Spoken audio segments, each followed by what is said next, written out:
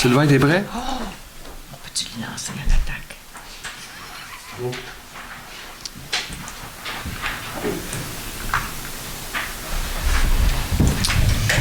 Bonsoir. Bienvenue à la séance ordinaire du conseil municipal du village de Stukely-Sud du 11 mars 2024. Il est présentement 19h37. Donc, ouverture de la séance. Céline Delorme-Pékin. Tout le monde est d'accord? Oui. Adoption de l'ordre du jour. J'aimerais deux petits changements à l'adoption de l'ordre du jour. C'est que nous allons commencer par le point 6.7 qui concerne la présentation et dépôt des états financiers 2023 afin de libérer nos gens de la firme Raymond Chabot Grant Thornton pour les libérer, pour qu'ils restent la séance. Et aussi le 10.3 va être retiré complètement pour continuer nos discussions. Et je propose l'adoption de l'ordre du jour avec les changements mentionnés. Tout le monde est d'accord? Oui. Donc, on va procéder au point 6.7.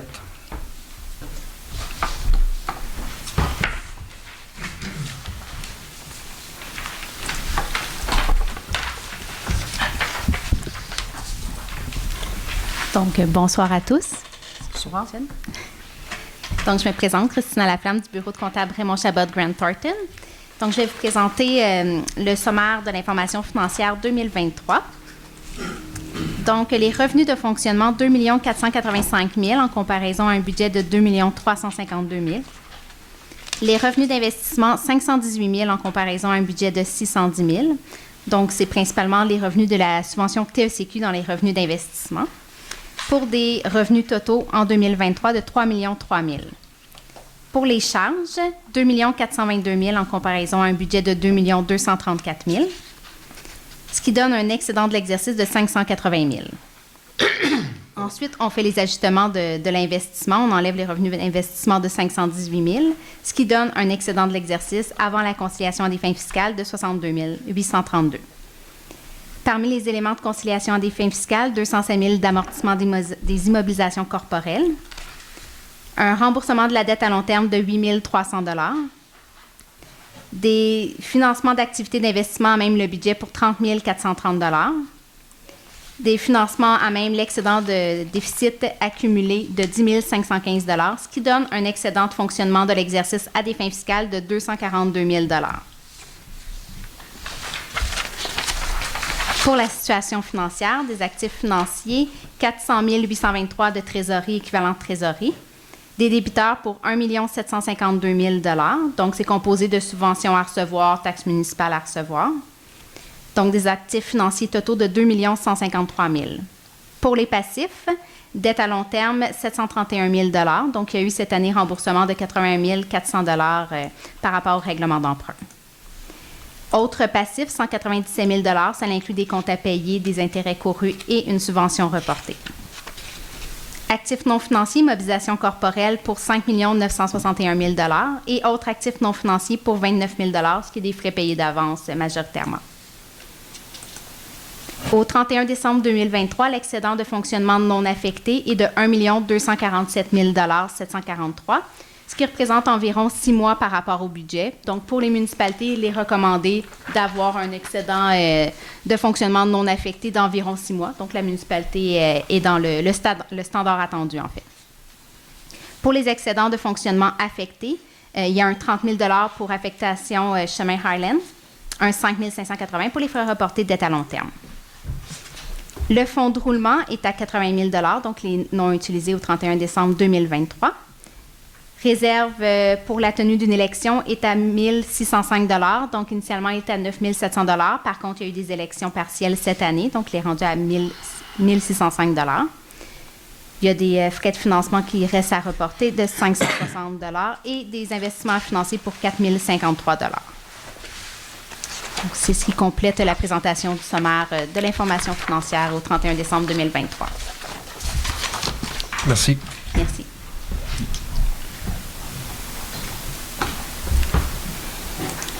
Est-ce qu'il y en a qui auraient des questions à poser, madame, avant? Oui. Ouais. François Vien. Merci pour tout ça, là. Mais c'est beaucoup de chiffres. Moi, ce que je voudrais savoir, c'est, on avait un budget. Est-ce qu'on a dépensé tout notre budget? Est-ce qu'on a des surplus? Comparativement au budget de l'an passé, comment on se situe? Juste un chiffre. En fait, versus le... Tu peux venir ici si tu veux, hein, je vais te laisser la place. Je vais même baisser le micro un petit peu plus.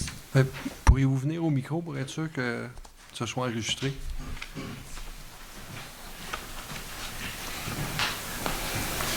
Donc, en fait, pour répondre à la question, le surplus qui a été dégagé, donc ce qui veut dire c'est la différence avec le budget, parce qu'on budgète toujours à zéro. Donc, le surplus qui a été dégagé, c'est 242 000. Donc, il y a un 132 000, c'est des revenus qu'on a eu en plus que ce qui était budgété. Donc, des revenus tels que les droits de mutation, c'est difficile à budgéter en fait, donc c'est souvent différent que le budget. Et un 82 000 qui était prévu au budget pour remboursement de dette à long terme. Par contre, pour l'instant, on a une subvention qui couvre une partie du remboursement de dette à long terme. La subvention est encaissable sur moins longue échéance que le remboursement de dette à long terme, ce qui fait en sorte que cette année, c'est la subvention qui a couvert 100% du remboursement de dette à long terme. Par contre, éventuellement, c'est pour ça qu'on taxe, parce qu'on n'aura plus de subvention, puis il va falloir continuer de rembourser l'emprunt, en fait. Donc, c'est ce qui explique les deux facteurs majoritaires qui expliquent le surplus de l'année. C'est vraiment ces deux points-là. Merci. Ça répond à votre question? Oui. Parfait.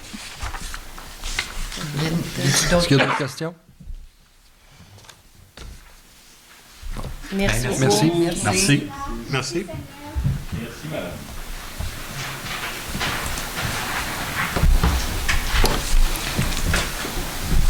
On poursuit avec le point 3. L'approbation des 3 procès-verbaux du 12 février 2023. 2024. Pas 2023. 2024. Véronique Papineau, je le propose. Tout le monde est d'accord? Oui. Suivi de la dernière séance, il n'y a aucun suivi. Donc, on va passer au point 4, la première période de questions. Et y a-t-il des questions?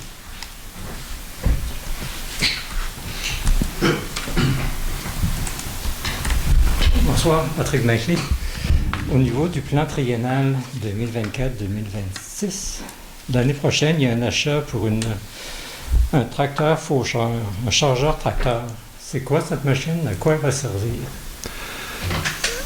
C'est au budget prévu, mais il y a une étude avant ça, qu'il faut falloir qu'il soit complété. On s'est donné 1 an pour faire l'étude.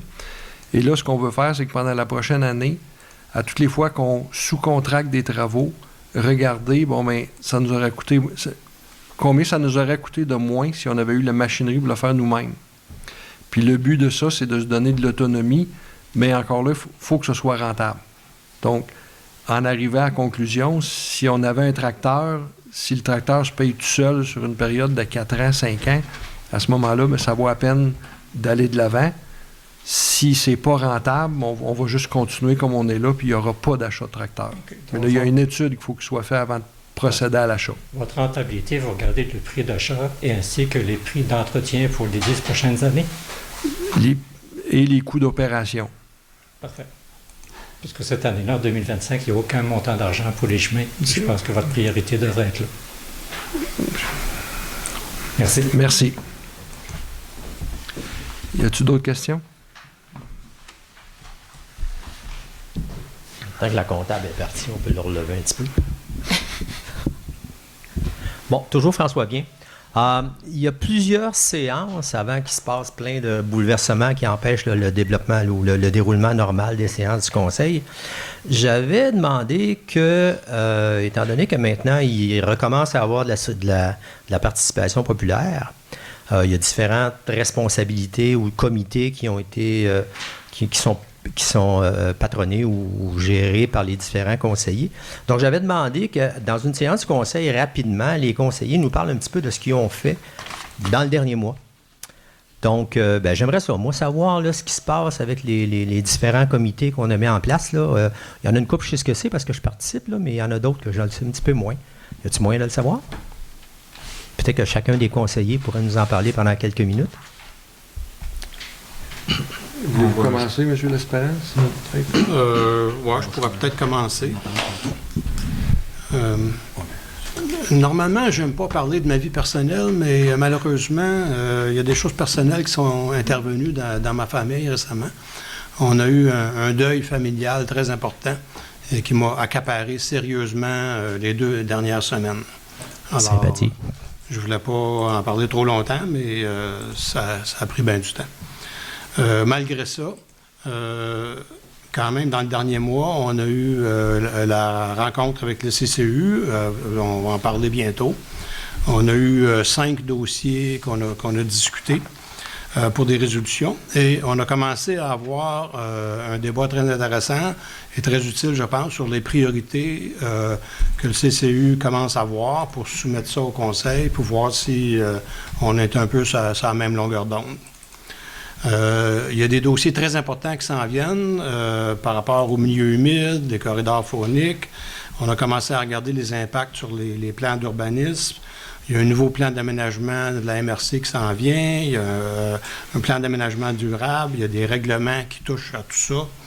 On a eu, dans ce contexte-là, des présentations du corridor appalachien sur les corridors fauniques.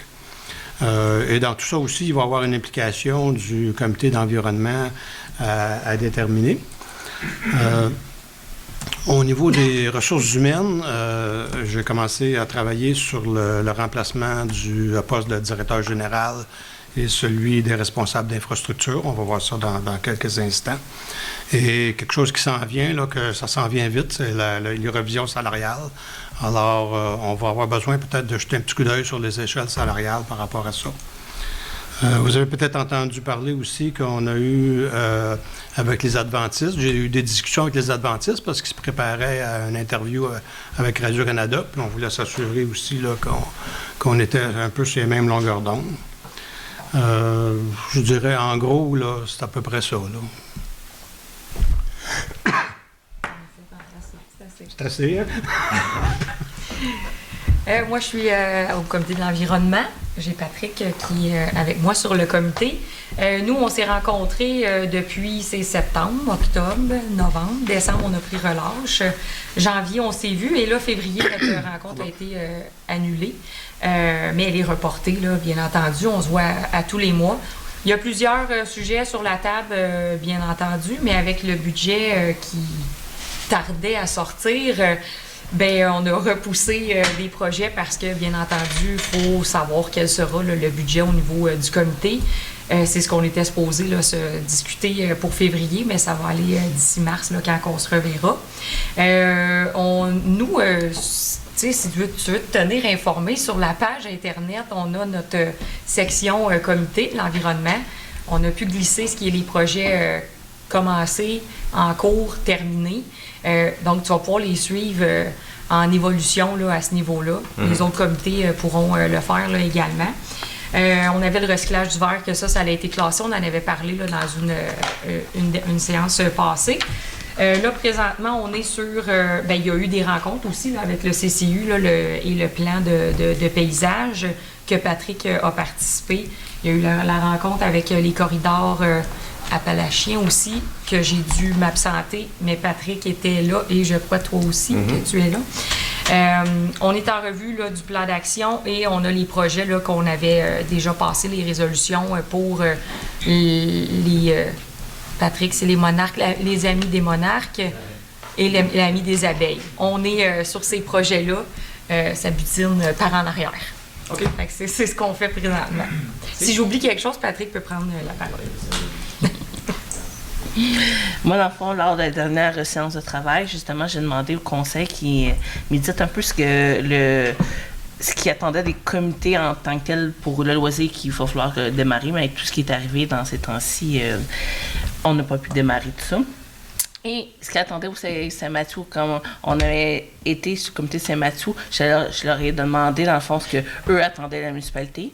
Puis j'ai demandé la même chose au conseil, ce qu'eux attendaient du comité Saint-Mathieu. Fait qu'on en a discuté. Fait que là, moi, je vais pouvoir rapporter ça quand on va avoir la rencontre pour le comité Saint-Mathieu. Et même chose, là, je vais débuter mes courriels pour le comité des loisirs. Juste pour ton information, le comité Saint-Mathieu a été très actif aussi là, dans le dernier mois. Là, fait que j'ai vu tout ça. Tu vas avoir du pain sur la planche. Tu continues, Joël? Oui. Concernant, moi, j'ai le plan stratégique. On a eu quelques rencontres en 2023, avant décembre. Parce qu'en décembre, on avait une réunion pour une urgence au travail. J'ai dû la reporter, donc elle a été cancellée. Mais on a un échéancier qu'on avait déjà commencé à établir. C'est sûr, l'échéancier aurait dû être revu. En janvier, il n'y en a pas eu à cause du budget. En mars, ça n'a pas été possible qu'on puisse tous se rencontrer. Et là, ben moi, avec mon horaire, je ne suis plus disponible en semaine, donc j'ai fait part au comité là, si quelqu'un voulait aider à prendre vraiment la relève, parce que moi, en journée, dans la semaine, je suis non disponible à cause de mon travail. L'hiver, j'ai plus de journées de congé, mais rendu à Saint-Cyr, j'en ai 0. Donc, les réunions, ils vont reprendre là, souper en mars là, par les soirs. Là, puis c'est là qu'on est pour le comité du plan stratégique. Bonsoir, OK. Moi, j'ai l'infrastructure bâtiment caduc, puis à cause de la difficulté avec les appointements médicaux pour mon conjoint, je n'ai pas été disponible à ce jour. Dans le futur, je ne peux pas vous dire qu'est-ce qui va se passer. Je n'ai pas un écran pour le futur. On s'en est occupé en attendant.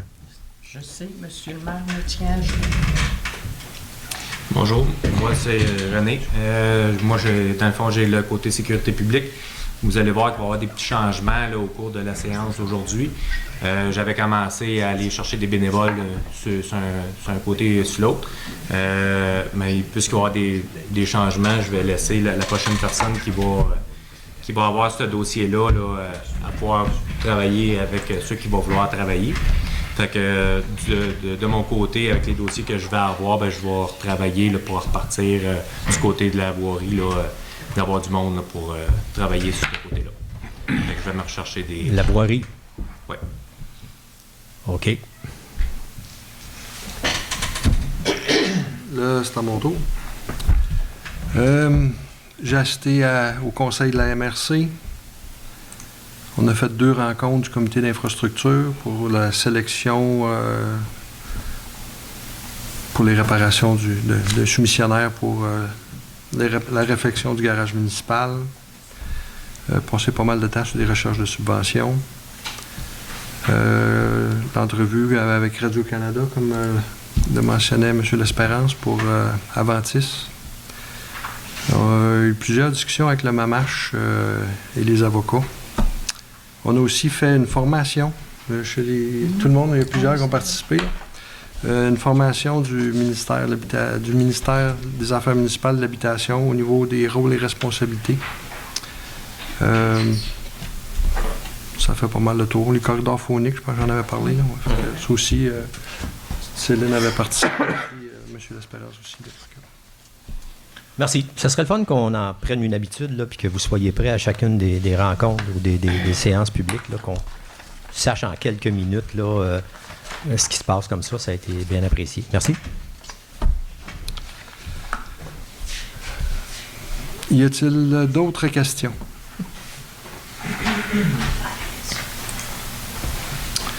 Donc, point 5, correspondance. Le 5.1, c'est Transport et Mobilité durable Québec. C'est données d'inspection de structures, municipalité du village Plé-Sud. C'est que tous les ponceaux, ces choses-là qui sont conjointement, qui touchent une route qui est l'entretien du ministère et de la municipalité, eux autres font une inspection. Et dernièrement, ils ont fait une inspection là, du ponceau sur le chemin Stuclé. L'obstacle, c'était le ruisseau, mais il n'y a aucun travaux. Tout était beau, il n'y a aucun travaux là, qui doit être fait. Donc, j'en fais la proposition. Tout le monde est d'accord? Oui. C'était juste une correspondance. Des dépôts. 5.2. 5.2. Une information sur les montants puisés dans la marge de crédit du compte bancaire municipal pour pallier au paiement des factures en attente d'entrée de somme de la taxation 2024. Donc, c'est sûr que là, les taxes qu'on récolte normalement à ce temps-ci de l'année sont retardées parce qu'on a tardé à adopter un budget. Donc là, la municipalité est présentement dans la marge de crédit. Guylaine, as-tu un montant à donner? Bien, en fait, approximatif, là? En Iradat, on a puisé 26 389,19. Mais là, moi, j'ai fait la taxation la semaine passée. Donc, en principe, les comptes de taxes sont à la poste vendredi. Donc, l'entrée d'argent devrait commencer là. Pour boire la boîte à mal, c'est ça? Mais c'est ça. Fait que ça devrait commencer à entrer tranquillement avec les sous pour remplir la marge de crédit puis se retrouver avec un peu de point de vente.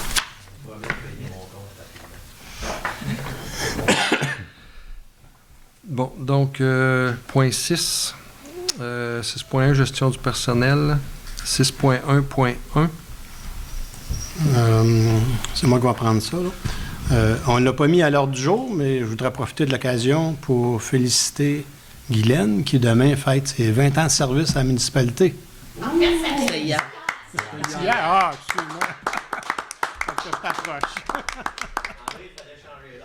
Ah, il me semblait que j'avais oublié quelque chose. Merci, Lucas. Félicitations. Merci. Je pensais pas... Quand tu as commencé, tu ne pensais pas faire 20 ans, hein? Exactement. 6.2.1, ça prend une résolution pour lancer le concours. 6.1.1. Excusez, c'est parce que j'avais changé Guylaine, j'aurais pas dû. Tu as tout changé tes affaires. Ah, ça a tout mêlé mes affaires. Alors, on a besoin d'une résolution pour lancer un concours pour sélectionner des candidats en vue de combler le poste vacant de directeur général, greffier, trésorier, directrice générale, greffière, trésorière. Le poste est vacant suite à la prise à la retraite de Mme Louisette Tremblay. Et j'en fais la proposition. Tout le monde est d'accord? Oui. Oui. On a une deuxième résolution qu'on doit... Vous n'avez pas lancé officiellement la résolution, personne n'a voté. Pardon? Le point 6.1.1, vous n'avez pas lancé la résolution comme le 6.1.2. Ah oui, c'était pas Mais il est bien. en train de faire 6.1.1, là. On n'est pas vient rendu de au dire point oui 2. à 6.1.1. C'est ça. Il y aura... Oui. Oui. Non. Non, on est en 6.2. François. Mêle-moi pas, là, je suis assez mêlé comme c'est là. Alors, la deuxième résolution, c'est pour lancer un concours afin de sélectionner des candidats pour combler le poste vacant de responsable des infrastructures municipales. Le poste est vacant suite à la démission de M. Yann Rodrigue. Et j'en fais la proposition. Tout le monde est d'accord? Oui. Oui. Donc, trésorerie, 6.2.1. Donc, compte payé.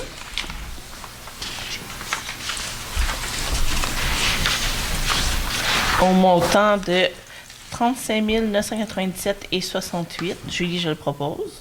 Non, t'es à Non? 44 000. C'est vraiment le total en poche. Dessin. 44 000. Ah. 44 000. OK, je m'excuse. Il n'y a pas de problème. Je suis pas habituée du total, moi. C'est ça. OK. Parfait. Désolée, je reprends. Le montant de 44 291,21. Julie, je le propose. Tout le monde est d'accord? Oui. Donc, compte à payer.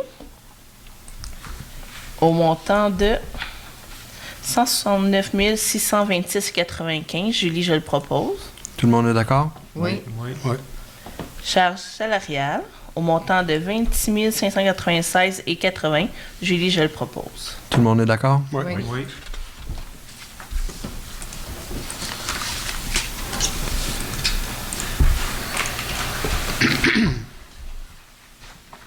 Donc, 6.3.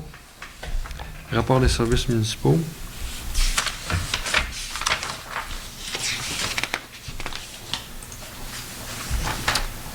De 6.3.1.1. Donc, le rapport sommaire du mois de février 2024. Pour le mois de février, il y a eu 2 permis d'émis pour une valeur de 149 000 au montant de 189 6.3.1.2, le rapport sommaire de l'année. On est rendu à un total de 4 permis pour une valeur de 149 000 au montant de 249 6.3.2, inspecteur forestier. Il n'y a pas de changement par rapport au mois passé. Donc, il y a 5 chantiers en activité, dont 3 qui sont complétés à 50 6.4. Liste de toute personne endettée envers la municipalité pour taxes municipales. Julie, je le propose. Tout le monde est d'accord? Oui. 6.5. Représentant municipal pour enchérir et acquérir les immeubles à la vente pour taxes. J'en fais la proposition. Céline Delorme-Pékin. Tout le monde est d'accord? Oui. Mentionner, c'est qui Ah, que ça va être vous Guylaine Olivier. et Olivier.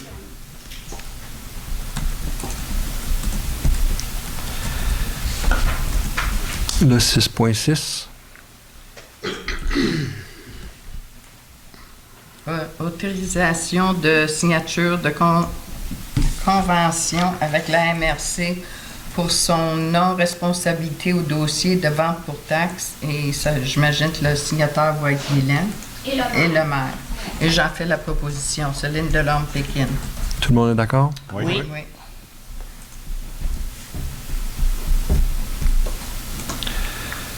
Bon, le 6.7, on l'a fait en début de séance. 6.8. Une résolution pour annoncer aux citoyens sur la distribution des dossiers pour chacun des élus tel qu'annoncé en septembre 2023. Donc, ça n'avait pas été fait. On le fait aujourd'hui. Pour vous faire un petit rappel de chaque dossier, André, conseiller numéro 1 et responsable du CCU, aménagement du territoire, projets patrimoniaux, comité de démolition, toponymie, urbanisme, ressources humaines et le journal de la diligence est pour l'ensemble des conseillers aléatoirement. Moi, Véronique, je suis responsable de l'environnement qui est l'adaptation au changement climatique, milieu humide, LACNES, comité de démolition, recyclage, compost, éco-centre, rebut et le journal de la diligence pour tous. Julie Royer pour loisirs et vie communautaire, bibliothèque, parc, comité de démolition, sentier, labyrinthe, centre culturel Saint-Mathieu, résidence communautaire, fête du village et le journal pour tous. Joël, conseiller numéro 4, entretien des chemins, planification stratégique et le journal pour tous. Céline Delorme pour l'infrastructure, bâtiments et infrastructures municipaux, hôtel de ville, garage, parc. René, sécurité civile, déneigement, mesures d'urgence, sécurité incendie, soutien aux personnes vulnérables, transport en commun, transport adapté et le journal pour tous, la proposition. Tout le monde est d'accord? Oui. Oui. Alors, simplement pour clarifier, là, le point 6.8, là, les... Il n'est pas d'accord. C'est ce qu'il nous voit. ça, Mais il n'y a pas de droit de vote. les affectations des élus avaient été annoncées, mais ça n'avait pas été adopté par résolution. Et là, on a su, après avoir reçu une formation là, du ministère des Affaires municipales et de l'Habitation, que ça aurait pris une résolution. Fait que là, on corrige la situation ce soir. Et suite à cette formation-là, on a aussi appris que c'est pas le maire qui attribue les affectations, c'est le conseil. Et c'est pour ça que maintenant, on a le point 6.9. Qui dit la résolution pour annoncer aux citoyens concernant le changement d'attribution des dossiers entre Joël Chagnon, qui va reprendre la sécurité publique, puisque c'est sa force, et moi, René Pépin, je vais reprendre le dossier de la voirie, parce que c'est ma force. Fait que pour le mieux de nos citoyens, pour être capable pour être capable de faire avancer notre municipalité, on va prendre les dossiers où on a le plus de force. Donc ça, je sais qu'il n'y a pas l'unanimité là-dessus, donc on va procéder par vote. Fait que, Monsieur L'Espérance. Ah, OK, ça m'en va en premier. Pardon. Moi, j'en ai déjà discuté avec René. Il connaît ma position, fait qu'il n'y aura pas de surprise avec René. Je pense que René, au niveau des chemins, il part avec des bonnes intentions, de bien servir la communauté, puis c'est vrai qu'il connaît ça plus qu'à peu près n'importe qui que je connais. Si René travaillait pour Béton Suprême ou Asphalt Sherbrooke, moi, je n'aurais pas de problème, puis je serais très heureux de supporter ce changement-là. Mon problème avec ça, c'est que René travaille pour le principal fournisseur de chemin de la municipalité. Et pour moi, ça sème un doute dans mon esprit par rapport aux intérêts de son employeur, par rapport aux intérêts de la municipalité. Et au-delà de ça, le rôle qui peut être apporté à jouer dans toutes les questions des soumissions, de suivi des dossiers, etc. Ça, c'est peut-être une opinion personnelle, mais j'ai décidé d'aller peut-être un petit peu plus loin pour voir si c'était effectivement juste une opinion personnelle. Et j'ai eu le plaisir, il n'y a pas tellement longtemps, de suivre un cours en déontologie municipale. Et dans ce cours-là, on parle longtemps des questions de conflit d'intérêts.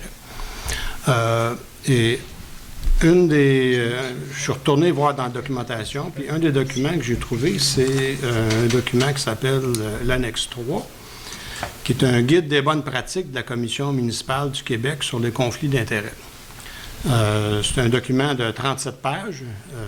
Je ne vous le lirai pas. Mais ce que j'aimerais faire, par exemple, c'est vous lire quelques extraits qui, à mon sens, sont très pertinents pour la question du changement de rôle.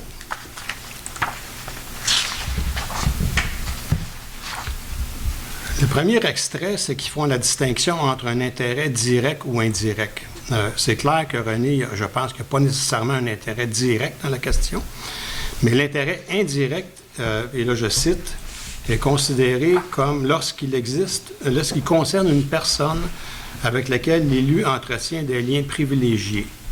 Il s'agit généralement des membres de sa famille immédiate ou encore d'une société, d'une compagnie, coopérative ou association avec laquelle il entretient une relation d'affaires ou dans laquelle il a un intérêt. La deuxième citation, c'est que l'intérêt d'une société, compagnie, coopérative ou association avec laquelle l'élu entretient une relation d'affaires est aussi prise en considération en matière de conflit d'intérêts. La dernière citation, c'est qu'il parle à ce que l'intérêt peut être réel ou apparent ou potentiel.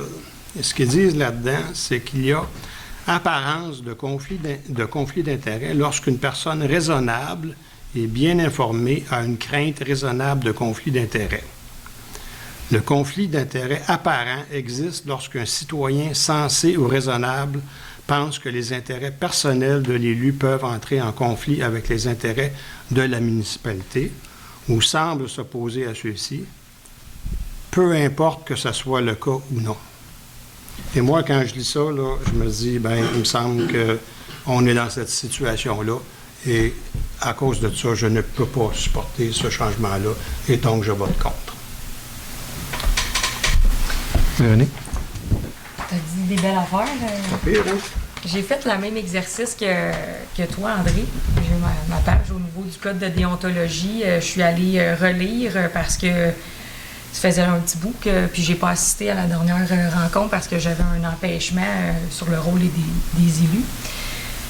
J'ai fait la même lecture que tu as mentionné par rapport à quand on parle du membre du conseil ne peut solliciter, accepter ni recevoir quelque rémunération. C'est ça, c'est pas ça le point. J'ai regardé au niveau de quand on parle d'un employeur, d'un emploi, on le voit dans le code de déontologie, là, le point 5.1.4, un membre du conseil qui, lors de son élection ou en cours de son mandat ou emploi, qui est dans une situation de conflit d'intérêts. J'ai tout démystifié ça aussi. Je sais qu'on en parle longuement, ça fait plusieurs fois là, que c'est parlé. Ça avait été plus un conflit d'intérêts, c'est devenu une apparence de conflit d'intérêts. C'est sûr que, comme René dit, oui, ses forces sont à ce niveau-là. Je suis mitigée entre les deux parce que je sais que ses forces sont là, mais j'ai un code que quand je le lis mot pour mot, je suis pas capable de dire oui. Fait que je dis non. Julie? Moi, dans le fond, ça fait plusieurs années qu'on, sur ce sujet-là, il est mitigé, on pourrait dire. Puis en ayant parlé à M.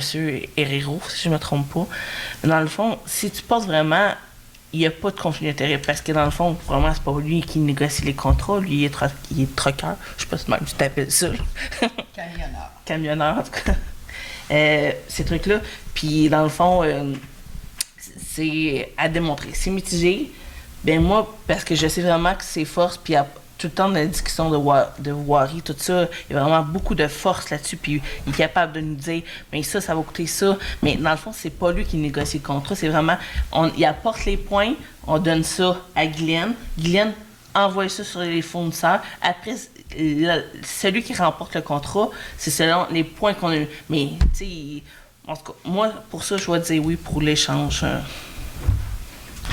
Parfait.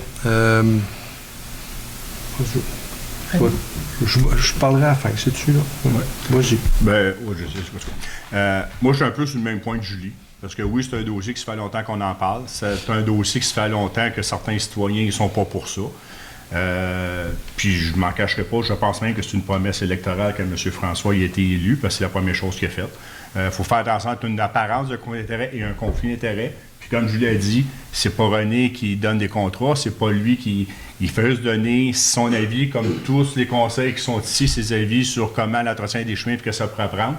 Puis même René n'étant pas le conseil chargé, il donne son opinion présentement, puis tout le monde l'écoute pareil. Fait que je pense qu'à quelque part, en 2024, il faut arrêter, il faut mettre nos égos de côté puis de dire, ben oui, il a compris, parce qu'il travaille pour Normand Excavation et Normand Janson. Mais je pense pas que Michael fait le tour de tous ses employés quand il y a des contrats, des subventions. Hey, c'est quoi? Puis, parce que Michael, René ne sait aucunement comment ça peut coûter s'il y a 2-3 soumissionnaires. Fait que oui, il y a apparence de conflit d'intérêt, mais je pense pas qu'il y ait un conflit d'intérêt en ce moment. Puis je pense que oui. Je pense que moi, mes forces, après 33 ans en sécurité civile, sécurité publique, je pense que oui, mes forces sont là. Puis je pense que René, ses forces sont là aussi. Alors, pourquoi pas utiliser les forces de tous et chacun pour nos citoyens qui nous ont été élus? René, ça fait 2-3 mandats, puis il a toujours été conseiller de la voirie, puis il n'a jamais été accusé de conflit d'intérêt ou de pot de vin ou d'enveloppe brune, appelez-le comme vous voulez. Parce que je pense qu'à quelque part, il faut enlever nos œillères, il faut enlever nos préjugés, il faut regarder de l'avant, puis il faut regarder l'intérêt de tous les citoyens. Fait que oui, pour toutes ces raisons-là, moi, je serais d'accord de lui remettre le dossier de la voirie. Moi, je suis bien d'accord avec Julie et qu'est-ce que Joël a dit. Puis, je crois que même cette litige-là, tu peux renchérir parce que j'étais pas là quand les décisions ont été données de la commission, mais ça a passé devant la commission, donc il devrait être capable. Il y a eux autres qui ont déjà tranché là-dessus. Et puis, même René se retire quand il s'agit de contrats pour apparence de conflit d'intérêt. C'est pas lui qui donne les contrats. Les contrats sont donnés par le conseil. Puis, les appels d'offres passent par Guylaine. C'est toujours confidentiel, fermé, scellé, ouvert à une journée spécifique avec les personnes qui peuvent être présentes, soit un conseiller, les personnes qui ont fait qui ont soumissionné. Donc, je ne vois pas le pourquoi qu'on devrait cibler René dans cette situation-là. Moi, je suis pour que les changements de dossier fonctionnent. Donc, moi, ben c'est sûr, je le propose déjà. Fait que moi, je suis... Dans le fond, c'est de redonner la force à Joël du côté de la sécurité publique. Il est dans le métier depuis X nombre d'années. Quand on parle de bonne sèche et ces choses-là, ben c'est lui qui donne l'information. C'est lui qui me donne l'information. Quand on parle de chemin, ben, c'est moi qui lui donne l'information. Fait qu'à un moment donné, je pense que c'est juste de reprendre nos rôles à la bonne place. Puis on est là pour les citoyens, on n'est pas là pour notre propre poche personnelle. Donc, moi, je vais pour... Est-ce que tu peux expliquer qu'est-ce que C'était pour Véronique. C'est Véronique. Moi, j'ai jamais eu non, je pense rien parce que c'était Véronique qui était ciblée. Puis moi, personnellement, il y avait quelqu'un qui avait, je sais pas qui a fait quelque chose que j'étais en conflit d'intérêt. J'ai passé devant la commission puis j'ai été exonéré. Et les apparences de conflit... Je sais pas comment ça se dit en français. Et les apparences de conflit d'intérêt, ils ont débarqué. C'est ça, hein, c'est les apparences. M. Leroux disait à la dernière formation que vous avez eue que tu ne serais plus tenu nécessairement de te retirer, même pour l'apparence, parce que le code d'éthique ne a été remodifié. C'est ça, parce que ça n'a pas de bout, ce règlement-là. Mais ça a été validé par le manage, puis il n'y a aucunement conflit d'intérêt parce qu'il n'y a aucune part dans la compagnie de M. Janson. S'il y aurait des parts, ça serait différent. Mais il n'y a aucune part, la loi lui permet. Puis même à ça, René, il se retire effectivement quand Dans le fond, moi, je fais le travail quand on a des projets qu'on veut faire, de comment ça pourrait coûter, qu'est-ce qu'on aurait à faire, quel type de ponceau installer, ces choses-là. Je donne l'information à Guylaine. Rendu là, après ça, quand il y a un montant qui est décidé. Nous, on a des procédures aussi dans la gestion contractuelle à respecter. Puis, ceux qui soumissionnent, quand c'est des appels de public, on est, eux autres aussi, des procédures à respecter. Donc, eux autres sont encadrés et nous, on est encadrés aussi. Fait que c'est de plus en plus sévère. On a eu une autre procédure qui s'est ajoutée tantôt qu'on a suivi par la dérive comptable. On va avoir d'autres procédures à rajouter aussi, qui est une nouveauté là, de 2023-2024. Donc, c'est vraiment tricoté de serré, puis les tricheries, il y en a de moins en moins de là-dedans. Puis je pourrais juste rajouter, s'il y en a qui disent « Ah, mais c'est parce que Normand Janson, Michael, Normand Janson, qui salvation, qu'un contrat. » C'est normal, puis comptez-vous chanceux qu'il soit dans la municipalité parce qu'il est plus proche. C'est normal que ça coûte moins cher de transport. C'est normal qu'il arrive un peu en dessous de celui qui va partir de Magog. S'il prend sa carrière, ça soit ici à Sainte-Anne ou à toutes les Sud, c'est normal que les coûts de transport sont moindres. Fait que c'est peut-être normal que les coûts soient moins bas. Mais c'est pas René qui va parler dans l'oreille de Michael là, pour ces choses-là. Fait que moi, je pense que les citoyens, ils sont tous à gagner qu'on ait une excavation de Normand Janson dans la municipalité, puis qui arrive plus bas, ça coûte moins cher aux citoyens aussi. Là. Puis comme que Julie elle a mentionné tantôt, je suis simplement camionneur et non, je ne suis pas dans le bureau à faire les chiffres puis à faire les soumissions. Ce n'est pas mon département. Moi, je suis que simplement camionneur. J'amène les voyages où ce qu'ils doivent aller, c'est pas, j'ai aucune part dans la compagnie. Donc, pour ce point, ben, moi, je suis en accord avec ça. Je vais exercer mon droit de vote pour cette question. Donc, oui, bien d'accord avec Joël. On est bien content d'avoir Excavation Normand Janson sur notre territoire. Oui, René est peut-être le plus connaissant au niveau du conseil, au niveau des chemins. Ceci dit, il n'y a rien qui se décide tout seul. C'est toujours le conseil et il est toujours le bienvenu d'intervenir au niveau du conseil quand vient le temps des chemins. Ceci dit, ben, j'avais clairement fait une promesse aux dernières élections d'éliminer toute apparence tout conflit d'intérêt ou apparence de conflit d'intérêt. Et je sais que la population est très sensible à ce genre de conflit d'intérêt-là. Et c'est pour ça que M. Pépin, je lui avais demandé de prendre, au lieu de prendre la voirie, de prendre la sécurité civile. Maintenant, malheureusement, je ne pourrais pas respecter ma promesse. C'est pas moi qui ai l'autorité de ça, c'est le conseil qui décide des affectations de tous et chacun. Je trouve ça triste parce que je pense que ça vient, à quelque part, diminuer la confiance du public, là, diminue face à son conseil en se plaçant ici dans une apparence de conflit d'intérêt. Et pour cette raison, moi, je vote contre et j'apprécierais que ce soit bien noté au procès-verbal. Ça va tout être noté.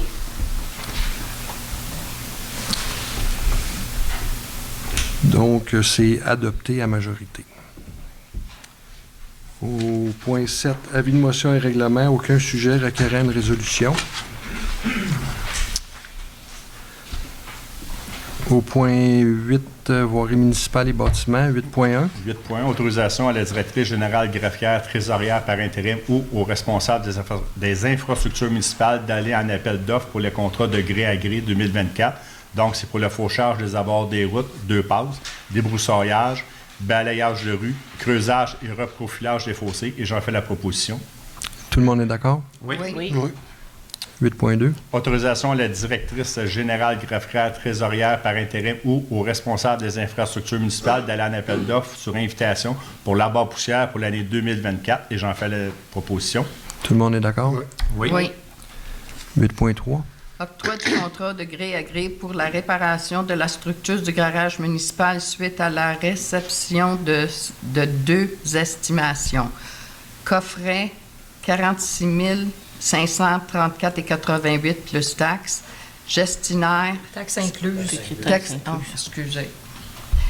Gestionnaire, 50 685 plus et 20 sous, taxes incluses. le plus bas, et après étude auprès du comité, la recommandation est au coffret à 46 534,88. J'en fais la proposition. Céline Delorme-Pékin. Tout le monde est d'accord? Oui. Oui. Hygiène du milieu. 9.1, il n'y a aucun sujet. 9.2, aucun sujet. Donc, on passe au point 10, aménagement du territoire, urbanisme et développement. 10.1, recommandation du CCU. Ouais, ça a mieux été que la dernière fois. Pour le PowerPoint.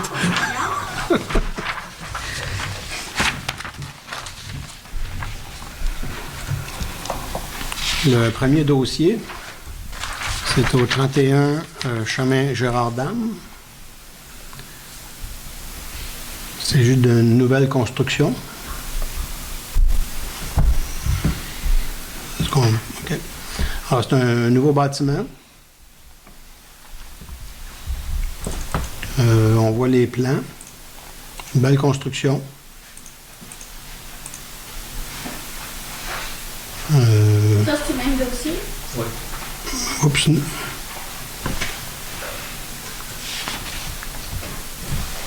Ça, c'est le voisinage? Ça, c'est le voisinage.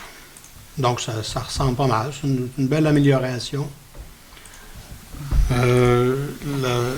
La seule chose que le comité a suggéré, c'est de demander à l'officiel municipal de vérifier avec le propriétaire la possibilité de faire la toiture en tôle ou en acier, parce que dans le fond, le propriétaire proposait de faire son revêtement extérieur en acier et le toit en bardeau d'asphalte.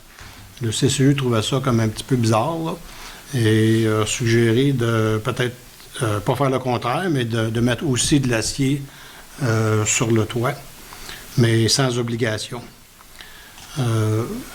Mais pour la construction elle-même, le CCU recommande favorablement au Conseil d'accepter la demande de construction, et j'en fais la proposition. Tout le monde est d'accord? Oui. Oui. Le deuxième dossier est au 315 rue 112.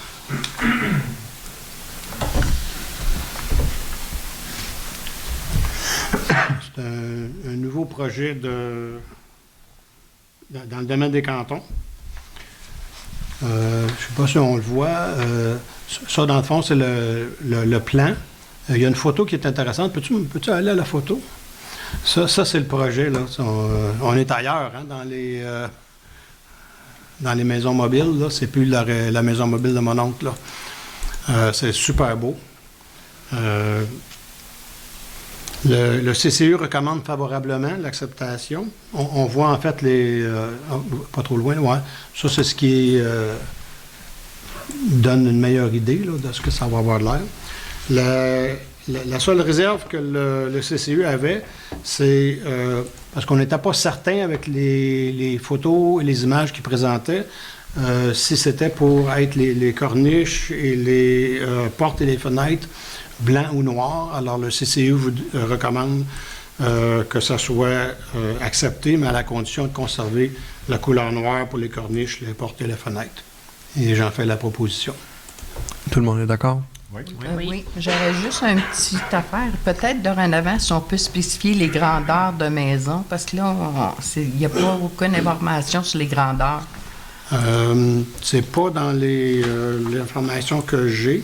Non, mais c'est ça au CCU, quand c'est présenté, de demander à l'inspectrice de mentionner les grandeurs pour information pour le public.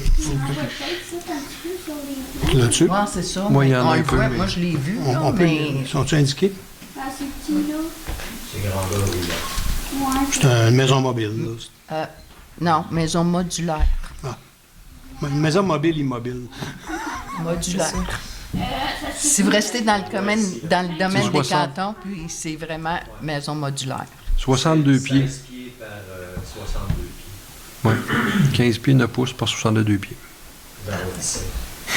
Elle se trouve en fait sur un terrain un petit peu particulier. Si tu peux revenir au début, c'est un des plus grands terrains là, du domaine.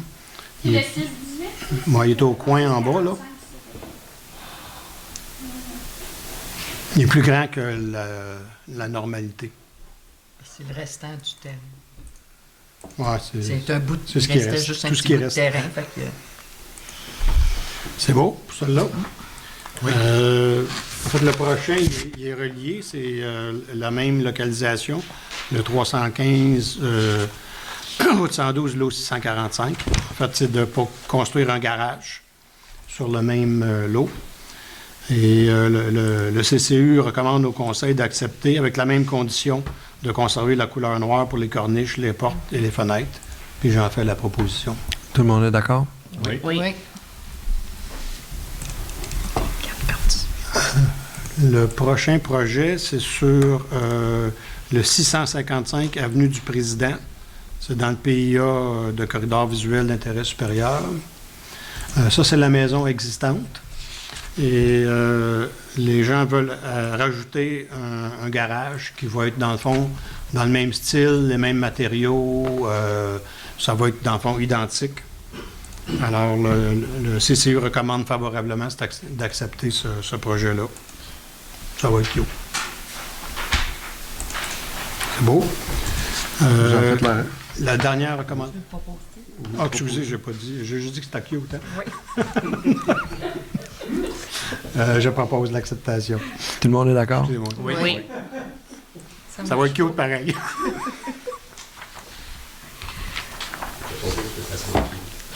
La dernière proposition, en fait, c'est... on a une certaine obligation.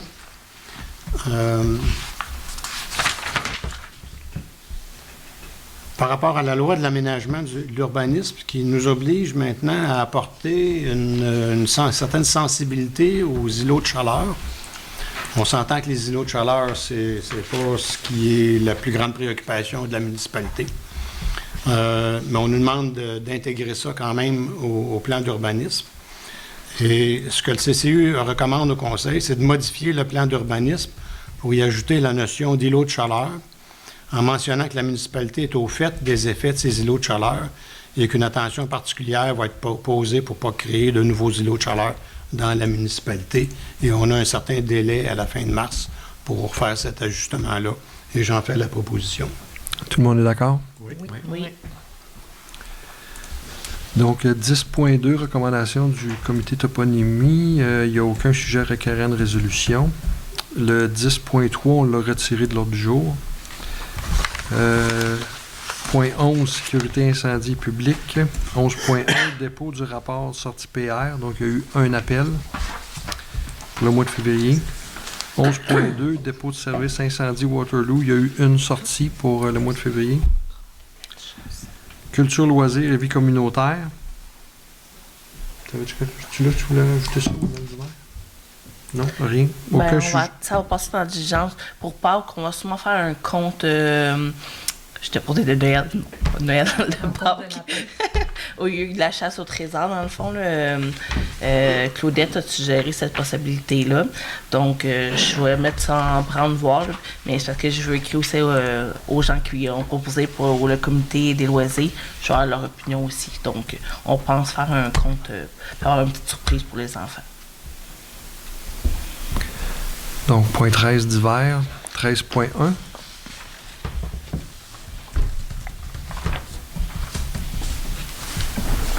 Résolution pour souligner la journée internationale contre l'homophobie et la transphobie le 17 mai 2024. J'en fais la proposition. Tout le monde est d'accord? Oui. 13.2. Ça, c'est moi. On est rendu à renouveler notre contribution pour la coop d'Eastman. Pardon. Ce que la contribution de la municipalité fait, c'est ça permet d'offrir une garantie d'adhésion aux citoyens de la municipalité. Il faut souligner que ça ne remplace pas l'adhésion individuelle, là, au cas où les gens seraient mélangés, puis ils ne peuvent pas se présenter à la coop d'Eastman en disant la municipalité a payé pour moi, c'est pas ça. Dans le fond, ce que ça fait, nous, c'est que ça nous garantit aux citoyens de la municipalité un accès pour devenir membre de la coop. En passant, les municipalités qui sont participantes, c'est Eastman, Austin, Saint-Étienne-de-Bolton, Stukely et Bolton-Est. Alors, les municipalités qui contribuent à la coop des semaines sont garanties. Là. Ils ne peuvent pas refuser aux citoyens de Stout-Clécide d'adhérer à la coop des semaines. Toutes les autres municipalités de la MRC Memphremagog, ils se mettent en ligne puis ils attendent s'il y a de la place. Grosso modo, là, si on regarde le mammouth de la santé, là, son état, là, ça ne s'améliore pas. Notre population vieillit. L'augmentation du coût de la vie touche tout le monde. On a calculé que ça revenait à 83 sous par citoyen dans la municipalité pour garantir cet accès-là. À mon idée, c'est une excellente dépense et j'en fais la proposition. Tout le monde est d'accord? Oui. Oui, moi je l'ai. Je voudrais juste rajouter, oui, je trouve que c'est une très bonne chose. Malheureusement, c'est pas tous les citoyens qui ont les moyens d'aller payer un 100$ annuel pour avoir accès, plus les frais. Fait que, oui, je trouve que c'est une belle proposition. Je vois avec tout le monde, si on sont d'accord. Mais je voulais vraiment mettre ce point-là que malheureusement, oui, c'est 83 sous par citoyen compte de taxes, mais c'est pas tout le monde. On dit tout que Stout-Clécide, ils ont des faibles revenus. Donc, c'est pas accès à tous nos citoyens de Stout-Clécide, malheureusement. Mais je vois avec tous, donc je suis en accord. 13.3. Résolution pour officialiser les membres du comité bénévole concernant l'enregistrement des séances publiques. Donc, on a Sylvain Roberge et Philippe Deveau qui se sont proposés. J'en fais la proposition. Tout le monde est d'accord? Oui. Merci. Oui, merci à vous. Avant de passer à la période de questions, je voudrais juste un point d'information. J'ai passé vite là, quand on est passé au point 8.3. Au niveau de la sélection, là, de la soumission par rapport à la réfection du garage, ces réparations-là vont être couvertes à 100% par une subvention. Ainsi que divers autres travaux là, au niveau des bâtiments là, dans la municipalité. Donc, la municipalité dispose présentement d'une subvention d'environ 100 000 là, et les réparations du garage vont être subventionnées à 100% via cette subvention-là. On va donc passer au point 14, la deuxième période de questions.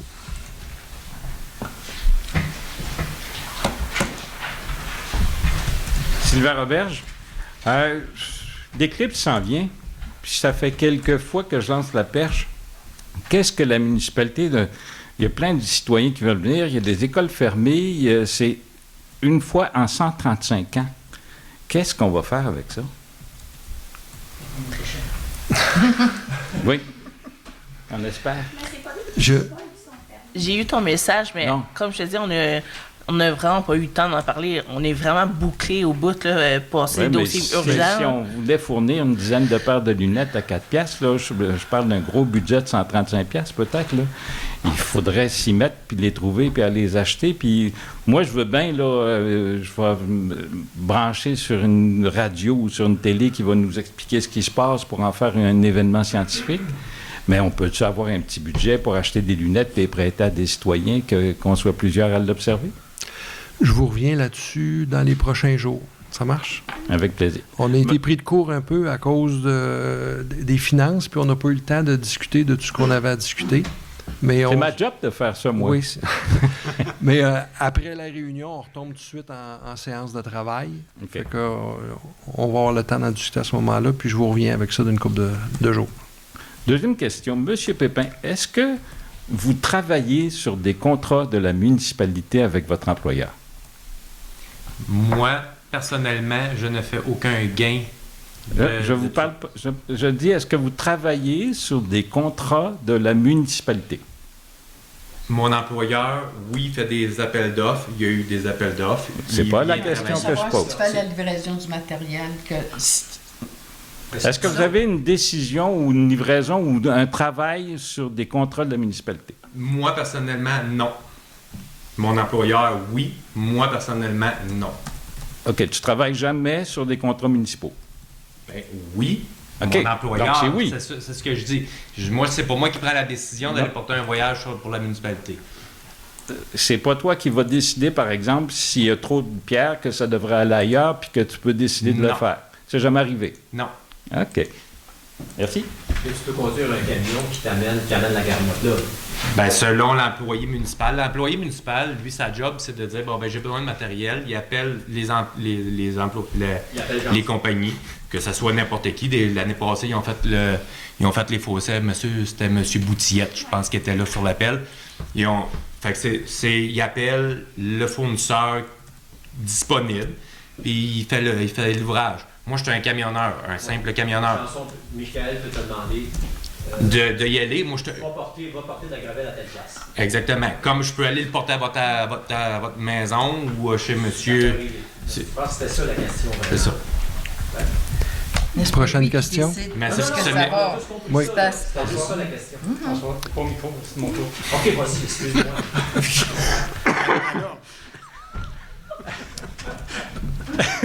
C'était ça la question, on a tous compris. La question est pour M. L'Espérance au point 10.1.1. J'ai remarqué sur le plan, c'est que son entrée va traverser un milieu humide.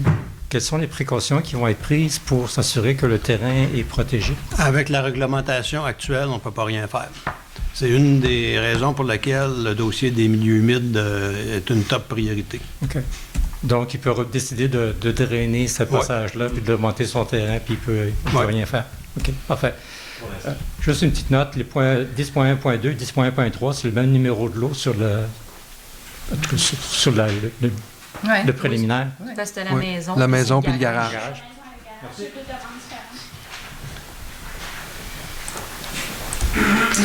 Salut, François Vien. Ma première question, c'est au point 6.5.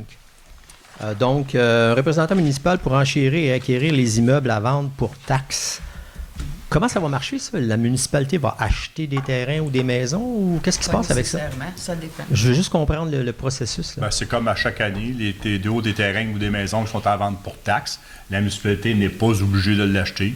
Je pense que ça s'est peut-être déjà fait dans le passé. Bien, c'est sûr que s'il y a un terrain qui est à bon marché, mais je pense pas que la municipalité devra acheter des terrains. Ça, là, la vente pour taxes, là, c'est si, mettons, moi, je ne paye pas mes taxes pendant 3 ans. Mm-hmm.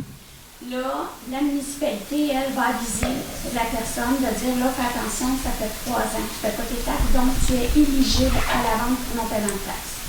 Donc, elle, soit qu'elle paie son dû, si elle ne le fait pas dans le délai que moi je lui donne, le dossier, là, ce que le conseil a adopté ce soir, c'est les dossiers, justement, qui n'ont pas répondu à ma demande, donc qui n'ont pas payé leur dû. Donc, moi, j'ai jusqu'au 19 mars pour envoyer ça à la MRC. Une fois que c'est rendu à la MRC, ces gens-là ont toujours la possibilité de venir payer leur dû le jour même de la vente pour enflouer leur dette. Mais une fois que c'est rendu à la MRC, moi, en principe, si je ne prends plus de paiement. Fait qu'ils doivent se présenter à la MRC, ils doivent aller payer leur dû avec un petit montant de surplus du traitement du dossier que la MRC va facturer. Donc, si à la journée même, au mois de juin, que la vente a lieu, puis que là, ces gens-là n'ont toujours pas payé, à ce moment-là, le terrain ou leur maison vont être vendus pour les taxes. Donc, nous, on commence avec le prix de départ qui, en fait, c'est les 3 ans, plus intérêt à la date de la journée de la vente pour taxes. Et puis, à ça s'ajoutent les frais de la MRC. À ça s'ajoutent les frais de la commission scolaire, les taxes de la commission scolaire. Et là, il y a comme un montant de départ. Puis là, c'est de la surenchère. Il y a des gens qui vont là, puis là, c'est vendu au plus offrant. Puis là, ces sous-là, ils vont tout payer, en fait, les créanciers, en fait, nous, ils vont payer la MRC, ils vont payer la commission scolaire. Puis ce qui reste de ces sous-là, ça s'en va au propriétaire. Mais le propriétaire, il y a 1 an pour en revenir. Mettons que c'est toi qui as acheté. Et là, le propriétaire, il y a 1 an pour dire, bon, ben tiens, François, ça t'a coûté 10 000 là. Ben, voici, je te refais le 10 000 plus de l'intérêt. Puis il a le droit de reprendre son terrain. Mais il y a un OK. an seulement pour faire ça. Mais moi, de la façon dont je lis ce texte-là, là, c'est représentant municipal pour enchérir et acquérir les immeubles. Donc, est-ce que la municipalité va participer à l'encan? Oui, parce que c'est nous qui devons aller présenter nos dossiers, si on a des dossiers en vente pour nos paiements de taxes. Et malheureusement, quand que le terrain ne se vend pas, ben, c'est la municipalité qui retourne la dette. Et on doit la payer à ce moment-là. Oui, nous on le paye. Puis, ben non, C'est des détails qu'on n'a C'est pas eu. juste les frais de la MRC qui sont payés, justement. Fait juste perdre la taxe. OK, non, c'est juste parce que j'ai bien fait de poser la question, là, parce que ça sonne un peu bizarre comme quoi. Moi, je le comprends comme la municipalité peut bider contre les autres gens qui vont encanter. Là. On le ramasse si personne d'autre l'achète. C'est le montant de sans départ. frais. Après ça, on le revend. En fait, il faut attendre, nous autres aussi, un an. Parce que le propriétaire peut revenir un an et dire, écoute, moi, j'ai les sous, je repaye ce que ça a coûté, là, tu sais, là. Mais nous, effectivement, puis moi, je pars toujours avec une prime un montant de départ. Qui couvre tous les frais. C'est comme ça que l'enchère commence à faire. C'est clair, merci. Ma deuxième question, c'est naturellement le point 6.9. Là, je m'excuse, c'est rien de personnel. Je t'aime beaucoup, je connais très bien Janson, je respecte aussi Janson, et moi, je ne vois pas qu'il y a de magouille dans tout ça.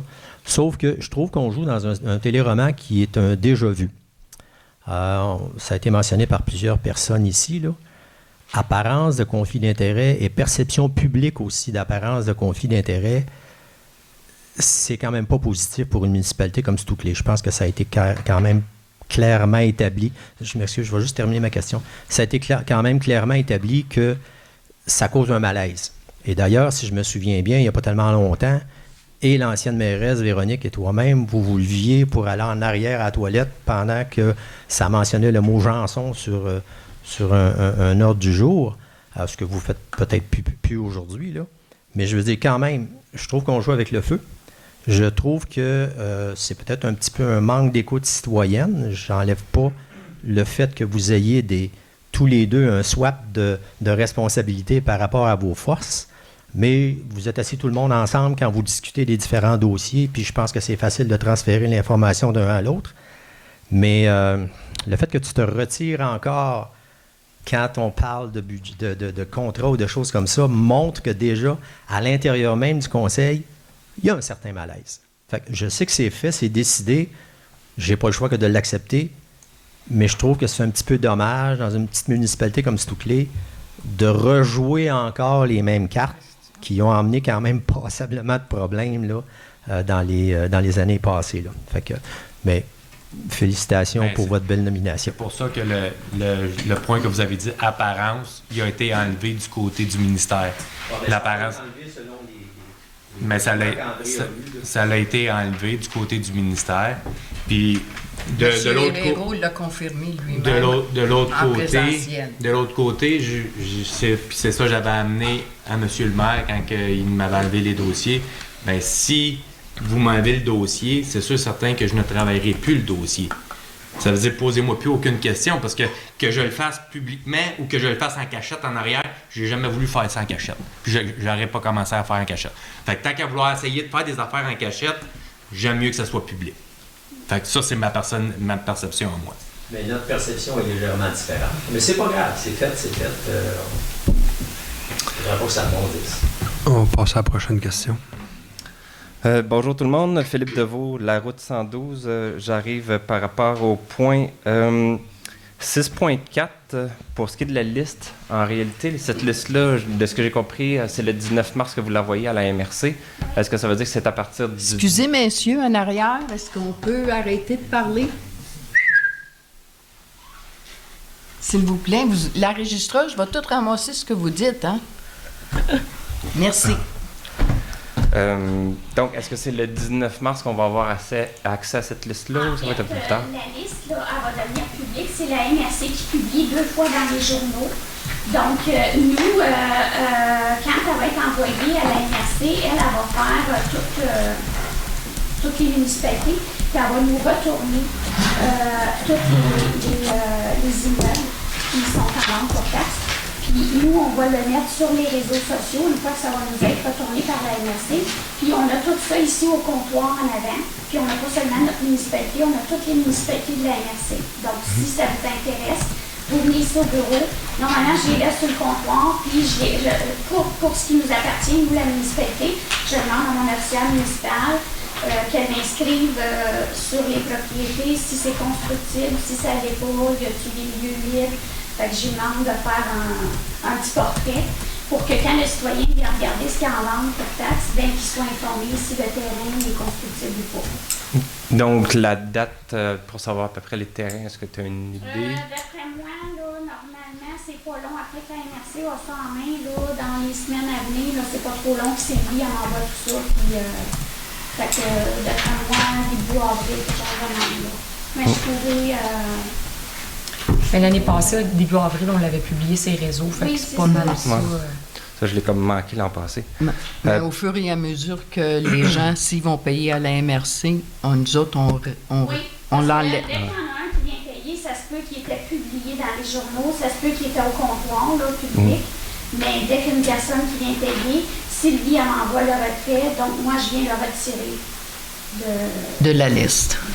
Effectivement. Petite notion que je peux peut-être rajouter pour la question précédente, en réalité, c'est parce que des fois, il y a des municipalités qui ne vont pas bêter. Fait qu'à ce moment-là, ça commence à zéro. Donc, si, mettons, le compte de taxe à payer, il y a, mettons, 5 000, puis quelqu'un qui bête à 2 000, la municipalité perd de l'argent. Donc, c'est pour ça que souvent, il y a des municipalités qui vont pour dire, bon, il nous doit 5 000, on commence le bet à 5 000. C'est pour ça. Juste pour donner l'info. L'autre question. Pour la coop d'Eastman, est-ce qu'on parle bien de la coop santé qui est dans l'église? Oui, c'est ça. Oui. L'église, l'ancienne église. Bien, l'église. OK, c'est bon à savoir parce que j'avais appelé et on m'avait refusé à ce moment-là. Donc, je vais réessayer. Mais c'est intéressant de le savoir parce qu'on cherchait des noms, parce qu'on savait qu'il y avait des gens qui avaient été, mais parce qu'on a toujours donné une contribution pareille à la coop santé. As-tu mentionné que tu faisais partie de la municipalité de Stukely-Sud? Ben, à ce moment-là, je ne savais pas qu'il y avait ça. OK. Puis, Ben, comment ça a été dit, je ne me rappelle pas. C'est juste qu'ils m'ont dit qu'il n'y avait plus de place. Parce que c'est ça, eux autres, ils n'ont plus de place, là. Oui, c'est ça. Si tu n'es pas dans une des municipalités qui contribuent, tu te mets sur la liste d'attente, puis... Ben, c'est ça. Fait que là, sachant ça, je vais les rappeler. D'autres questions par rapport aux dépenses? J'en ai 3. La ligne, bon là, je commence par en bas, là, mais 46, portail IV, annuel et formation. Est-ce que c'est bien le site web? Oui. Donc, on a pour 4 700 pour le site web, plus la formation des personnels pour gérer le site web, c'est bien ça? Bien, la formation, nous, on l'a déjà eu, là. Ben, c'est parce que c'est... C'est écrit information, c'est pour ça. C'est ça, c'est parce que je pense que c'est comment que ça a été écrit, parce que la formation était gratuite l'année passée, quand ils vous l'ont donné. Moi, peut-être que c'était écrit comme ça sur la facture, fait que Martine, elle a écrit comme ça, là, mais normalement, on a eu quand même la formation l'année passée. OK. Bien, on l'a eu parce que c'est ça. On était censé avoir une année gratuite, mais quand on s'est abonné, on était rendu comme à la fin de l'année. Puis Véronique avait essayé justement de faire comme un rétroactif, d'avoir une gratuité en début d'année pour faire un an complet, mais c'était pas possible. On a pu le faire en janvier. Non, c'est parce que c'était une promotion 2023. C'est ça. Puis nous l'ont présenté, on l'a reçu comme en avril à peu près. Puis là, ben, quand que là, on en a parlé, puis que là, on a dit oui, ben là, on était rendu en juillet-août. Et là, eux sont venus nous faire les formations septembre, octobre, novembre. Ou octobre, novembre, décembre. Là, c'est écrit formation, mais en théorie, la formation est gratuite. Ouais. Ce qui m'apporte à croire que ça veut dire que le 4 000 qui est là, c'est à peu près le 4 000 par année que ça va coûter pour la gestion du site web. Oui. Oui, OK. Point 35, opinion juridique nécessaire recherche sommaire pour 3 500 $. Est-ce que c'est des dossiers qui a déjà été en lien avec la démission, la retraite de la directrice générale ou c'était sur un autre dossier? Non, ça c'était pour un autre dossier. Est-ce qu'il est possible de savoir c'est quelle sorte de dossier? C'est principalement des questionnements que j'avais par rapport à la réglementation entre le cours de déontologie, puis les lectures que j'ai faites, puis les conversations que j'ai eues avec le ministère de l'Habitation et le ministère de l'Habitation, ministère des Affaires municipales et de l'Habitation. Ouais. Donc, il y avait des discordances des fois entre différents documents et des différences d'interprétation aussi, là. Donc, j'ai demandé à l'avocat de clarifier certaines choses. OK. Donc c'est un peu en lien avec la situation du switch qu'on vient de voir. Même pas. Ça, même pas? Non, okay, ça fait pas partie de ça. Non. Pas ce type de questions-là. Bon. OK. Et point 12, support administratif, on a un petit 2000 $. Là. Support administratif, je ne sais pas si c'est en lien avec la comptabilité ou c'est parce qu'on manque de personnel puis il faut qu'on engage ailleurs. On avait pris un retard dans la conciliation bancaire qu'on n'allait pas arriver à rattraper à temps pour la visite des vérificateurs. Donc, on a fait affaire avec une firme extérieure. OK. Parfait. Pour l'instant, c'est les questions que j'avais. Merci.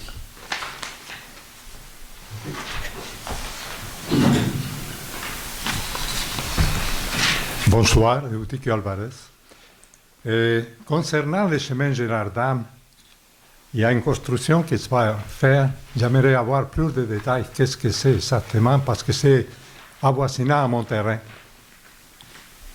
Alors, est-ce que vous pouvez m'expliquer qu'est-ce que ça va être la construction et où exactement c'est situé?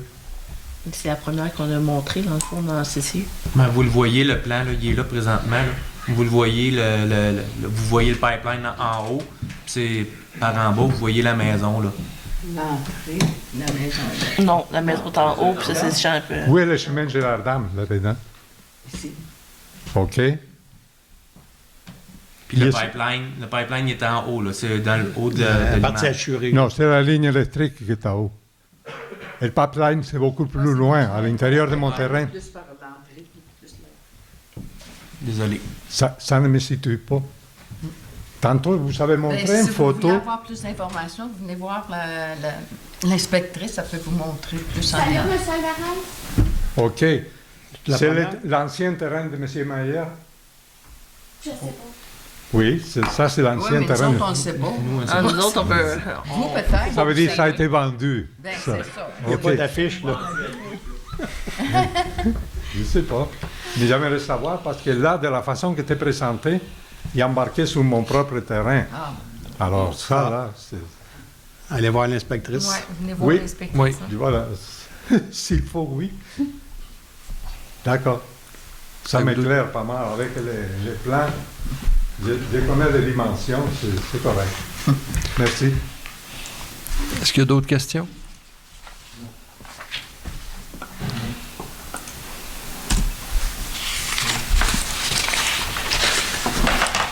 Donc,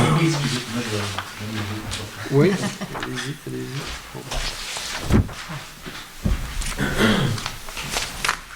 Bonsoir. Alex Martin. C'est la première fois que je suis ici, nouveau résident de Stockley. Bienvenue. En fait, ça fait plusieurs années qu'on a notre maison, mais on était dans le Grand Nord, donc on la louait. Mais là, on est de retour pour de bon. J'avais déjà posé des questions par rapport à des sentiers de randonnée. Je ne sais pas si c'était Guylaine ou vous qui avez répondu. On m'avait simplement répondu que ça l'avait un peu comme abouti à rien, puis que la carte avait été revue avec les... Si on voulait, il y avait des sentiers, mais il était beaucoup moins qu'avant, puis c'était autour de la mairie ici. Et ça, je voulais savoir s'il y avait des avancées, est-ce qu'on voulait en faire, pourquoi ça a été perdu, est-ce qu'on peut en revoir, parce que la section de sentier autour de la mairie était petite selon moi. Dans le fond, c'est parce que ça allait sur des terrains privés. Qui ont perdu, les gens Qui ont vendu leur terrain. C'est ça, donc tu parles le le droit à l'accès, dans le fond, mais c'est ce qu'on cherchait. Mais on a quand même toujours le labyrinthe ici. On a quand même les petits sentiers qui fait jusqu'ici, jusqu'au halte sur la 112. Ça va jusque-là, jusqu'à l'église Saint-Mathieu aussi. C'est quand même des beaux sentiers. On a quand même travaillé fort pour les donner. Oui. C'est ça. C'est quand même mignon. Les femmes à marcher. Puis effectivement, comme je l'ai dit, il y a le petit labyrinthe ici. Puis ça a tout été nettoyé en 2023 parce qu'on a eu une subvention justement. Puis c'est ça. Les autres sections, ça a été un peu perdu parce que c'est ça, il y a eu des ventes de propriété. Puis le comité a tombé à l'eau aussi par rapport à toute l'histoire que tout le monde connaît. Donc le fait que le comité n'était plus là non plus. Ils n'ont pas pu réaccrocher les nouveaux propriétaires pour savoir s'ils pouvaient nous laisser encore des droits de passage. C'est que, où il y avait le camp anglophone sur diligence, eux, les nouveaux propriétaires, ils voulaient pas. Sandra, elle nous laissait, mais les nouveaux, ils ne voulaient pas. Puis, c'est ça. Après ça, ça s'en allait comme sur le bord de la diligence, puis ça redescendait dans le domaine au bourg, là. Donc, c'était plus sur le côté de la chaussée, jusqu'à temps d'arriver dans le fond du domaine au bourg, que là, on prenait le bois, puis ça arrivait à la destination sur le Cap-Goyette. Mais ça, ces parties-là, ils n'ont pas été entretenus, puis il y en a qui sont perdus. Donc, c'est vraiment ici, là, près de la mairie, qui lui a été revitalisé l'année passée par une subvention. OK, donc si je comprends bien, c'est un peu parce qu'il n'y a pas de comité que ça l'a... Un comité, est-ce que ça aiderait à revenir à la case départ? Peut-être, je ne sais pas. On commence à avoir des bénévoles, dans le fond. Okay. Peut-être, parce que je me souviens, François, il m'avait approché aussi en disant que dans le comité des loisirs, dans le fond, il voudrait faire des marches bénévoles pour réunir les gens, ces trucs-là. Donc, ça pourrait faire partie, sait-on jamais, de tout ça. En fait, si je peux me permettre de mentionner, là, j'ai travaillé bien longtemps dans ces sentiers-là. J'ai fait partie de la gang qui les ont mis en place. À partir de tout le petit bout qui traverse la mairie ici, qui tourne autour de la mairie, il y a 3 propriétaires qui sont concernés, incluant moi-même, pour continuer le sentier et le rallonger par à peu près 1,5 km et l'amener jusqu'à la station métrique. Oui. Ah bon, rendu là, si tu peux continuer, tu continues sur le chemin de la diligence, mais si tu fais une boucle puis tu reviens, tu fais quand même au moins 2,5 km. OK. Il n'y a plus de comité et les nouveaux propriétaires n'ont pas été vraiment approchés pour savoir est-ce qu'ils donneraient la permission ou pas. Moi, j'en connais un en particulier, puis il n'y a pas de problème, tu pourrais passer. L'autre, personne ne l'a approché parce que le comité a été d'ici. Donc, puis moi, j'ai aucun problème à ce que les gens continuent à se promener là, sur mon terrain. Là. C'est bien balisé, c'est bien indiqué, etc., etc. Je n'ai jamais eu de problème. Et moi, à toutes les années, je passais à Ville-Grossarius 2,5 km 2 fois par année pour le nettoyer comme ça. Mais là, c'est mort, il est enterré pour l'instant. On va voir ce que le futur est. C'est ça. Parce que si des gens comme moi qui ne connaissent pas, ben, trouver ces balises-là, c'est peut-être difficile. Puis, mais en ce sens, est-ce qu'il y a une carte? Est-ce que la carte est sur le site web toujours? Oui. La carte existe et en plus de ça, tous les sentiers sont balisés, incluant la partie qui a été abandonnée. Oui, est encore là-dedans. Les balises sont encore là, il y en a peut-être quelques-unes. Et d'ailleurs, si tu regardes le sentier qui est ici autour de la mairie, quand tu arrivais à une jonction, un endroit où le chemin se séparait, c'était marqué à droite, tu t'en vas vers les kiosques touristiques, à gauche, où il y a le labyrinthe, à gauche, tu t'en vas vers l'église Saint-Mathieu. Si tu reviens sur tes pas, tu t'en vas vers la mairie, il y avait des flèches. C'était très bien indiqué comment ça se passait. Là, je ne sais pas, je peux aller les voir. C'est encore là. Là, n'oubliez pas que là, c'est des terrains privés avec. Et il y a eu des changements de propriétaires avec lesquels il n'y a pas d'entente. Du centre, si on monte plus loin, diligente, il y a des la gens minute tu traverses des carrières, ça. Il faut tout simplement les approcher pour demander, leur expliquer exactement ce que c'est. C'est ça. Okay. Parce que si je peux juste rajouter, j'avais un citoyen aussi qui m'avait approché, j'en avais parlé au conseil. Le conseil disait que c'était pas à nous vraiment de gérer ça, de refaire. Ça serait plus aux citoyens, comme si vous voudriez vous impliquer sur ce côté-là, d'approcher certains citoyens. Il y en avait un qui était prêt à passer avec une machine pour être capable de faire du ski de fond. Oui. Il aurait damé. Fait que pour l'hiver, faire de la raquette, du ski de fond. Il aurait aimé ça être capable de se rendre jusqu'à Eastman. Mais ça serait de ce côté-là des citoyens, si ça vous intéresse, d'essayer de repartir ça, d'approcher les propriétaires là, qui étaient. Mais là, c'est ça, avec le camp anglophone, ça coupe un peu le chemin. C'était une année qu'on n'avait pas à toute la saison, parce que quand il y avait le camp anglophone, on la perdait. C'était quand le camp tombait inactif, que l'on pouvait réutiliser la boucle que Sandra nous avait donnée accès. Mais il ne faut pas se faire d'illusion, je ne pense pas que ce qu'ils font aurait été quelque chose qui est praticable dans ça. C'est des sentiers qui sont quand même sauvages, donc qui sont vraiment à la largeur d'une personne. Beaucoup de propriétaires qui accepteraient d'ouvrir ça 12 pieds de large là, pour permettre d'avoir 2 rangées de ski de fond. Par contre, pour la raquette, fantastique. Pour la raquette, et d'ailleurs, nous, on a fait des randonnées au flambeau en raquette, on a fait plein de choses comme ça sur ces sentiers-là. Des chasses au trésor avec les jeunes, très populaires. Pour l'instant, ça dort. OK. Merci. Puis, deuxième question, un peu dans le même sens. On a vu que certaines municipalités offraient le remboursement des parcs pour la CEPAC par rapport comme par Orford. Je pense Waterloo, Eastman, par exemple, aux gens qui voulaient adhérer au parc. Je ne sais pas si je m'exprime bien, là. En fait, au lieu de débourser de l'argent pour entretenir un sentier, vous payez les citoyens qui décident d'aller s'acheter une carte de la CEPAC. Est-ce que ça a déjà été discuté, réfléchi? Non. Non, ça n'a pas été, non. Par contre, ben, on a déjà des ententes avec Eastman et Waterloo pour diverses activités. Là. OK, oui. OK. Mais ça en fait pas partie. Ça, Ça, non. On est, oui, les intermunicipaux, là, Oui. pour ce qu'ils offrent dans les municipalités, mais ça, c'est des programmes qu'ils offrent à leurs résidents. OK. Non, on n'a pas ça. Ça serait comme un comité de bénévoles, puis pour les encourager, en fait, c'est que la municipalité achèterait une carte de la CEPAC, c'est ça? Les résidents arrivent avec la facture puis ils se font rembourser. C'est un peu comme un sport à côté, mettons, que tu payes la partie que c'est un peu le même qui veut dire. C'est un peu comme les couches lavables là, que on est sur le sujet là. Ben oui, moi je pense que c'est quelque chose qui peut être regardé. Si l'optique d'avoir des sentiers ici n'est pas possible, pourquoi pas? Rien n'est possible. Ouais, c'est ça. Je trouve ça intéressant. Bon, on en prend note, on va en on prend discuter. note de ta suggestion. Ça sera pas cette année, le budget est fait. Ouais, mais pour l'année prochaine.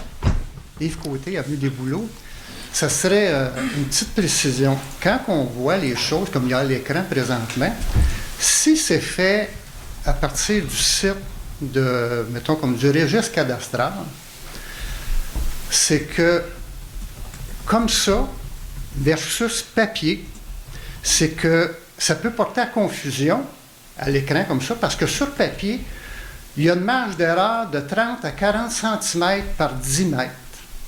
Fait que quand on regarde ça, ou on se fait montrer ça, puis que la personne va dire « Hey, ouvre la ligne de mon terrain », ça ne veut rien dire, ça. Absolument. Sur papier, ça va être précis. C'est pour une raison. Mais pas sur l'écran. On suggère Pas d'aller du tout. parler directement C'est à titre informatif là, qu'on présente Ouais, ça. Là. parce que ici, je me suis fait dire « Regarde, ton étang est sur le voisin. » OK, mais Puis la non. personne qui m'a dit ça est en autorité. OK. Fait que j'espère qu'elle ne répète pas ça à plusieurs personnes. Parce que ça peut... Non, mais là, ce qu'on Porter à présente ici confusion. est à titre informatif. Là. Il y a pas, Ça ne prend pas précédence sur le cadastre. Oui, normalement, M. Côté, les plans municipaux, quand tu reçois des plans d'implantation, c'est fait par des arpenteurs généraux. Ici, pas nous, là, on dit tout le temps, quand les gens viennent voir, oh, tel terrain, je voudrais voir le cadastre. Nous, on leur dit, on va te la sortir, la carte. C'est pas un certificat de localisation. On avise toujours le citoyen. Peut-être que la personne est à courant, mais ça, c'est vraiment, comme M. le maire dit, c'est juste un titre informatif parce que c'est pas un certificat de localisation. Est-ce qu'il y a d'autres questions? Non? Donc, on va Point passer à 15. la clôture de la séance et je le propose. Tout le monde d'accord? Oui. Bonne soirée à tous.